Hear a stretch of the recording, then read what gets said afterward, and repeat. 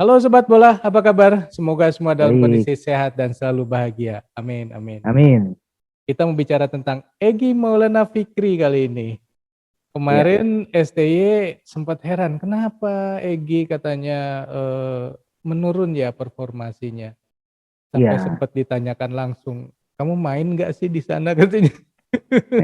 Bro Ipung, apa yang terjadi kira-kira bro? ya. Ini kan pada saat Egy berlaga juga di Moravce, Liga Slovakia, itu juga durasi permainan Egy sepertinya mengalami penurunan, berbeda pada saat dia di Senica. Ini Hmm, kan penyebabnya bisa macam-macam ya.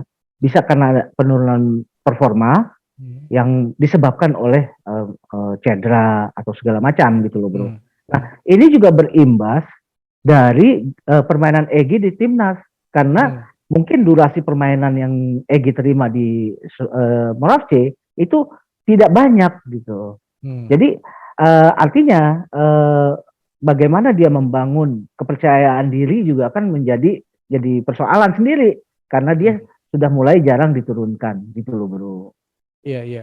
Ya saya ingat kan sebelum masuk ke Moravce terakhir di laga timnas juga kan Egy Iya, mengalami cedera ya waktu itu dan iya kemudian betul. agak lama juga itu untuk pulih. Kayaknya bisa nggak bahwa cedera yang waktu itu sekarang kambuh lagi?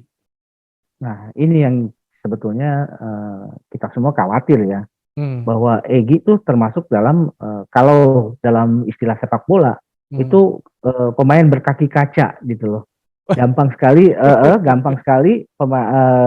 terkena cedera gitu loh. Hmm, Nah, hmm, itu pemain-pemain yang biasa sering menjadi cedera itu pernah juga disinyalir di persepak bolaan Belanda waktu itu.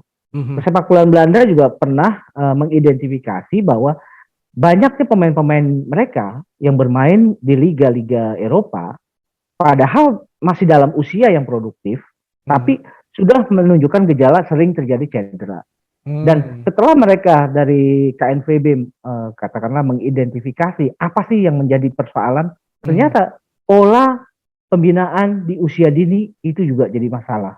Karena Oh, iya, karena mereka gini, memang pemain-pemain Belanda itu pemain-pemain muda yang cepat sekali berkembang, ya, cepat sekali hmm, matang gitu loh. hmm. Nah ternyata pembinaan di usia misalkan 6 tahun, 7 tahun, mereka sudah diberikan kurikulum yang sebetulnya itu belum boleh Oh, belum boleh diberikan. diaplikasikan Hmm, ke pemain anak-anak di usia yang masih muda hmm. karena perkembangan ototnya juga masih dalam tahap perkembangan gitu loh. Oh, Jadi kemudian kurikulum yang menuntut pemain di usia muda kemudian bergaya seperti ini, hmm. kemudian punya skill seperti ini, itu mulai, sedikit demi sedikit mulai dikurangi gitu loh untuk menghindari efek cedera yang bisa dialami pada saat mereka sudah harusnya di usia-usia emas ini kan harus lebih bermain dengan baik gitu loh. Tapi Hmm, karena hmm. faktor cedera ini mereka juga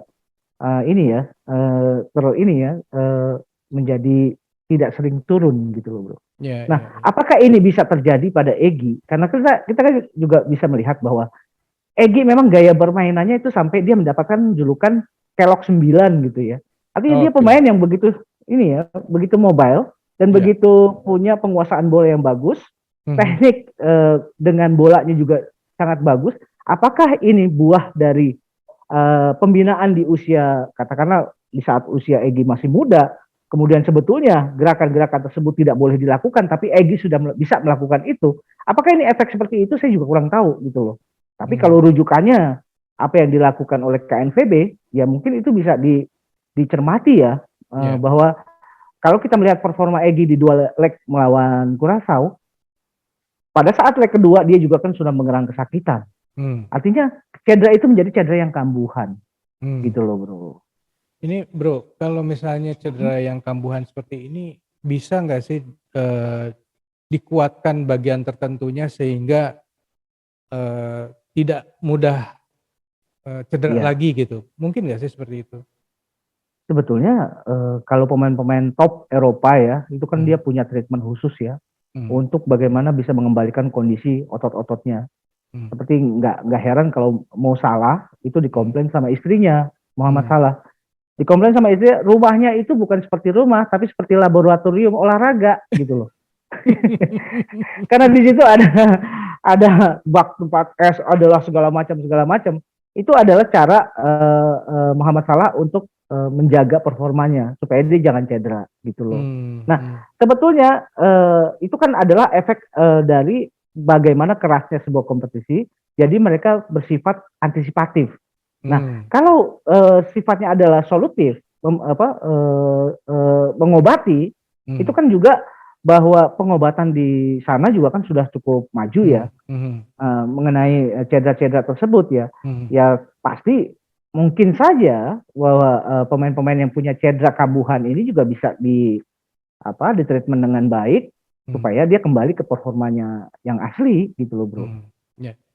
Kalau begitu ada saran nggak untuk Egy bagaimana supaya tidak kambuh-kambuh lagi? Apakah memang harus menghadap kepada tim dokter atau seperti apa? Iya, jadi saya melihat ada dua kemungkinan ya, ada dua kemungkinan dalam kasusnya Egy. Kemungkinan pertama memang adanya cedera kambuhan yang membatasi ruang gerak dia untuk bermain, itu satu. Yang kedua, Egy ini kan boleh dibilang semacam role model ya, role model pesepak bola Indonesia yang sudah berani untuk bertarung di kompetisi yang lebih berat gitu loh.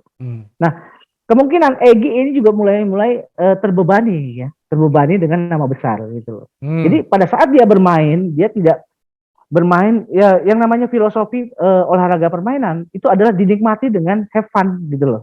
Tapi Egy tidak ini ya, tidak mendapatkan aura have fun-nya ini. Jadi dia overthinking yang ada gitu loh. Jadi selalu ada dia terbebani oleh saya harus begini. Tapi dia bagaimana dia menikmati permainan-permainan ini yang sepertinya hilang dari Egy gitu loh. Aura bagaimana dia menikmati permainan sepak bola gitu loh. Karena ini adalah olahraga permainan. Yang olahraga permainan itu substansinya adalah bagaimana bersenang-senang gitu loh dengan permainan tersebut. Bersenang-senang dalam tanda kutip ya. Nah, tapi ini yang hilang dari Egy gitu. Oke, bro. Ini menarik sebenarnya ulasannya ya. Oke, sobat. Menurut sobat sendiri seperti apa nih dengan Egy? Kira-kira harus seperti apa ya Egy? Silakan tulis di kolom komentar. Kita akhiri dulu obrolan kita lanjut di video yang akan datang. Sampai jumpa. Thank you, bro.